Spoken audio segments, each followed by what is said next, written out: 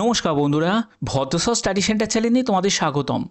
RRB NTPC shift 1, shift 2, shift 3 তিনটে শিফটই cancel হয়েছে।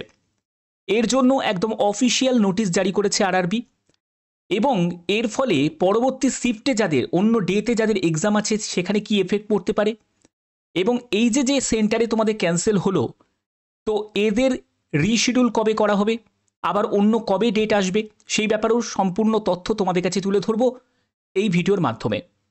না পুরো পরীক্ষাটাই ক্যান্সেল হয়ে যাবে সেটাও তোমরা জানতে পারবে। তো চলো ভিডিওটা শুরু করছি। প্রত্যেকটি জেনুইন তথ্য তোমাদের কাছে তুলে ধরছি এই ভিডিওর মাধ্যমে। অবশ্যই ভিডিওটাকে শেষ পর্যন্ত দেখো, কারণ খুবই গুরুত্বপূর্ণ আপডেট আমি তোমাদের প্রতিনিয়ত প্রোভাইড করে থাকি। এখানে তোমরা দেখতে পাচ্ছ government of India, ministry of railways, railway recruitment বোর্ডের তরফ থেকে 5/2024 গ্র্যাজুয়েট লেভেলের 9 June 2025 shift 2, shift 3 exam cancel রাখা হয়েছে। এবং তোমাদের দেখতেই পাচ্ছ এখানে 9 জুন 2025 কোন সেন্টার, সেটা হলো আদর্শ পরীক্ষা কেন্দ্র গয়া। এখানে কিন্তু 5ই জুনের এক্সামও ক্যান্সেল করে দিয়েছিল, আর এবারে কিন্তু তোমাদের 9 জুনের এক্সামও ক্যান্সেল হয়ে গেল। তো এখানে শিফট 1 দেখতে পাচ্ছ, শিফট 2, শিফট 3 সবই কিন্তু এক্সাম ক্যান্সেল হয়ে গেছে। শুধুমাত্র এই আদার্স পরীক্ষা কেন্দ্র গয়াতে এটাই কিন্তু ক্যান্সেল করেছে। তোমরা যারা যারা ভাবছো বা অনেকেই অনেক ভিডিও দেখে এসেছো, তারা ভাবছো যে সবকটা শিফটেরই ক্যান্সেল হয়ে গেছে, মানে আমরা যেটা পরীক্ষা দিয়েছি, আমরা যে সেন্টারে পরীক্ষা দিয়েছি তাদেরও ক্যান্সেল হয়ে গেছে। এটা সম্পূর্ণ ভুল কথা। শুধুমাত্র এই সেন্টারটাকেই কিন্তু টার্মিনেট করা হয়েছে। অন্য যে সেন্টারে যারা যারা পরীক্ষা দিয়েছো তোমাদের কোনো অসুবিধা নেই। তোমরা যেমন যেমন পরীক্ষা দিয়েছো, কেমন অ্যাটেন্ড করেছো, তোমরা অবশ্যই কমেন্টে জানাবে যে তোমাদের অ্যাটেন্ড কেমন করেছো, অবশ্যই কমেন্টে তোমরা জানাবে। এবং শুধুমাত্র এই সেন্টারে যাদের এক্সাম পড়েছিল তাদেরই কিন্তু তোমাদের পরীক্ষা ক্যান্সেল করা হয়েছে। অর্থাৎ 5ই জুনের পরীক্ষাটাও ক্যান্সেল হয়েছে, 9 জুনের পরীক্ষাটাও ক্যান্সেল হয়েছে। তো এখানে বারবার এই ঘটনাটা কেন ঘটছে? কারণ দেখো, এমন একটা সেন্টার আরআরবি সিলেক্ট করেছে যে সেন্টারে মানে অনেক ধরনের হয়তো কারাপশন হচ্ছে। তো সেইটার জন্যই এই সেন্টারটাকে বারবার করে তাদেরকে বাতিল করতে হচ্ছে। সেখানে হয়তো অনেক ধরনের সমস্যা হচ্ছে। কারণ দেখো, প্রথম কথা, বিহারের বিভিন্ন জায়গায় বিভিন্ন সেন্টার আছে যেখানে কিন্তু অনেক ধরনের দুর্নীতি কিন্তু হয়। তো সেগুলো আগে থেকে বোঝা উচিত ছিল। এবং যখন ক্যান্ডিডেটকে বাইরে যখন সে ট্র্যাভেল করছে, ধরো একজন কলকাতার ক্যান্ডিডেট, তার হতেই তো পারে তার এই গোয়াতে এই সেন্টারেই তার এক্সাম পড়েছিল, সেন্টার পড়েছিল।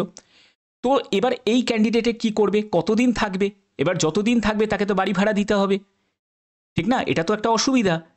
তো এইটা ব্যাপারে কিন্তু আরও সতর্ক হওয়া উচিত ছিল, বোর্ডের আরও বেশি সতর্ক হওয়া উচিত ছিল। যেহেতু ক্যান্ডিডেটকে দূরে দূরে ট্র্যাভেল করতে হচ্ছে, দূরে সেন্টার পড়ছে, তো সেক্ষেত্রে যেন কোনো এক্সাম, কোনো সেন্টারের এক্সামও যেন কোনো ক্যান্সেল যেন না হয়। কারণ একটা এক্সামে ক্যান্সেল হওয়া মানে তার যে ধরো হতেই পারে সে ক্যান্ডিডেট খুব ভালো এক্সাম দিয়েছিল, তাকে যদি আবার অন্য শিডিউল, আবার যদি নতুন করে শিডিউল দেওয়া হয়, সেখানে হতেই পারে সে কম নাম্বার পেল, তাহলে তার ভবিষ্যৎটা কী হবে, ঠিক না?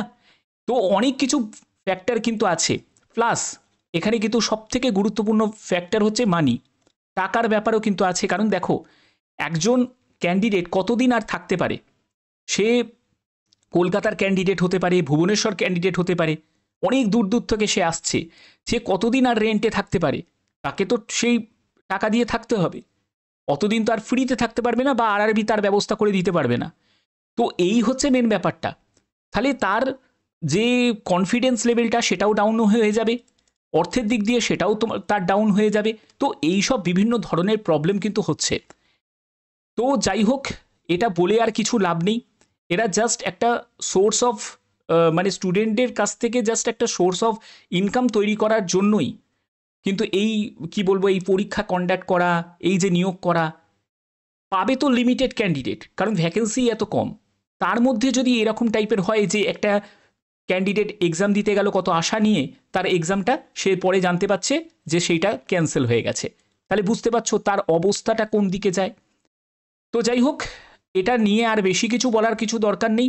আর একটা কথা তোমাদের বলে রাখি, যে শুধুমাত্র এই যে সেন্টারে যাদের এক্সাম পড়েছিল তাদেরই কিন্তু ক্যান্সেল হয়েছে, অন্য সেন্টারে যাদের যাদের এক্সাম পড়েছে তাদের কোনো অসুবিধা নেই, তাদের কোনো ক্যান্সেল হয়নি, ঠিক আছে?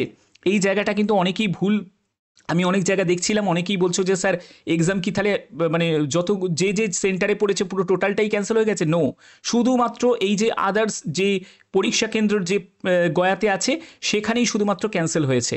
বাদবাকি যে সেন্টারে তোমরা দিয়েছো সেখানে নিশ্চিন্তে থাকো, তোমরা যদি ভালো পারফর্ম করে থাকো তাহলে অবশ্যই তোমাদের ফ্রিলি থেকে মেনেতে যাওয়াতে কেউ আটকাতে পারবে না। বাদবাকি তোমরা কেমন অ্যাটেন্ড করেছো, কাদের আজকে শিফটে এক্সাম আছে বা পরবর্তী শিফটে এক্সাম আছে, তোমরা অবশ্যই কমেন্টেও জানাতে পারো। আর এরকমই জেনুইন যদি আপডেট পেতে চাও অবশ্যই বলবো চ্যানেলটাকে সাবস্ক্রাইব করে রাখো, বেল আইকনটাকে অল করে রাখো। এখনের মতো এটুকুই, টাটা।